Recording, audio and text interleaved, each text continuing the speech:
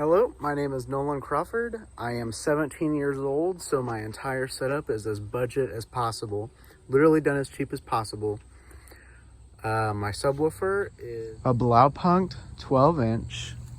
I think it was 400 RMS.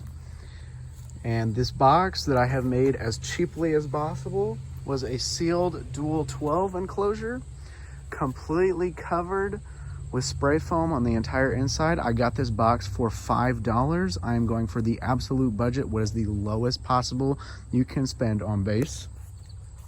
And so there was another 12-inch box here that I have gone over with wood and spray foamed. It's solid. And yeah, so $5. So $40 for the woof and $5 for the box. I think it was around maybe 30 or 40, I believe, I want to say, for maybe 30, 45 maybe for the amp. It is also a Blaupunkt amp to match this subwoofer. And that is in the back of that Honda Civic over there. So I wanted to see how much bass could I get for it, literally as little as possible. And previously it was in that B-box ported subwoofer box, and it couldn't go as low as I wanted. So I had the crazy idea to get a 12-inch a sealed enclosure and then seal that other 12-inch and then put this 12 in there to make it a single sealed 12-inch box to get as much bass for as little as possible. So I'm gonna throw this in the Civic and see how it sounds. I'm using a 30 hertz test tone at 42 on the head unit volume. This box, you could barely, you could hear it some. You could hear it at 30 hertz. I'm hoping to get a lot more volume at the 30 hertz with this box, with this sub and everything. So let's see how that goes. But with the power I could get, because the power is coming out intermittently, and I know it's with that positive wire.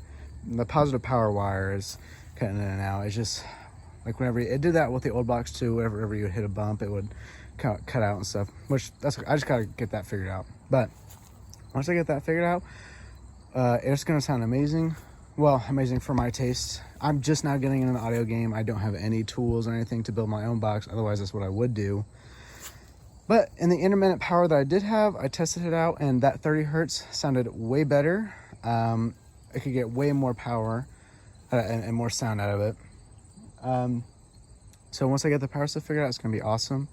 And I am also going to take it back out, get a sub, maybe spray paint it, probably some Flex Seal because it's real cheap and it'll protect it a little bit. It does take up significant amount of trunk room, but that's a sacrifice I'm willing to make. I've still got all the space in the back seat, so. But this thing is gonna be awesome. It definitely, experiment worked. And that's the reason I got this $5 box, so I could perform experiments on it, do whatever I want, and not have to worry about wasting any money. And learn as a amateur 17-year-old getting in the game. But yeah, I would say it was a success. Once I get that power figured out, I'll let you back in and maybe get a listen, and it's gonna be awesome. And here it is in all of its cheapness glory. Honestly, in the trunk, it does not look half bad. It still sounds good. Everything's good. The sub was around 40. No, let me think here. So yeah, that's right. The sub was around 45 and the amp was around 50. So that's around 95 plus the 95 or the $5 for the box.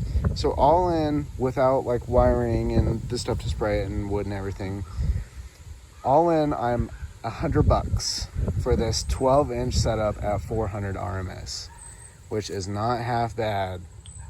And it sounds good. It bumps. I'm telling you, it bumps. So enjoy this little experiment that I put together. DIY audio guy, if you're watching this, I would love to see you do a similar experiment on your channel. That would be awesome. I would really love to see if it really works, like how well it works in a more controlled environment with somebody more experienced than me. I would love to see it, but thank you for watching my experiment. I'll see you around.